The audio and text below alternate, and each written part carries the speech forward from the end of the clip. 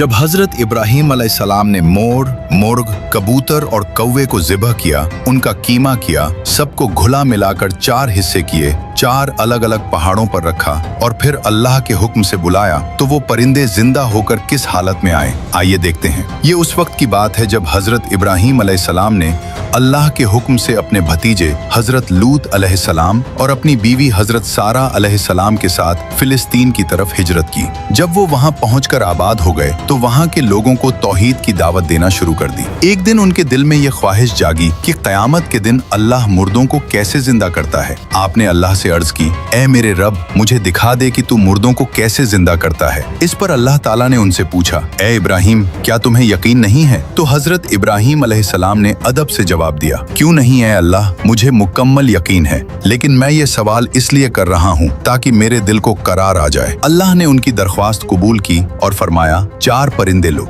रिवायतों में आता है कि उन 4 परिंदों में पहला मोर था जो अपनी खूबसूरती के लिए मशहूर है, दूसरा मुर्ग था जो अपनी आवाज के लिए जाना जाता है, तीसरा कौवा था और चौथा कबूतर था। अल्लाह ने फरमाया, इन 4 को पकड़ो और अपने पास पालो ताकि वो तुमसे अच्छी तरह हिल मिल जाएं और तुम उन्हें पहचान लो ताकि बाद में कोई शक न रहे। फिर जब वो परिंदे हजरत इब्राहीम अलैहिस्सलाम से पूरी तरह मानूस हो गए तो अल्लाह का हुक्म आया कि अब इन्हें ज़िबह कर दो। हजरत इब्राहीम अलैहिस्सलाम ने उन्हें ज़िबह किया, लेकिन तफसीर का सबसे अहम पॉइंट ये है कि उन्होंने उन 4 परिंदों के सर काटकर अपने पास अपने हाथ में रख लिए और बाकी धरके पर नोचे, गोश्त काटा, हड्डियां तोड़ी और सबको आपस में पूरी तरह मिक्स कर दिया, यहाँ तक कि खून और गोश्त एक दूसरे में गड्ढमड हो गया। फिर उस कीमे के 4 या 7 हिस्से किए और वहाँ मौजूद अलग अलग पहाड़ों की चोटियों पर रखाए। फिर वापस अपनी जगह आकर खड़े होकर अल्लाह के हुक्म से उन परिंदों को पुकारा तो एक हैरत अंगेज मंजर देखा कि उन पहाड़ों से गोश्त के जर्रे हवा में उड़ते हुए आए, हड्डी हड्डी से जुड़ी,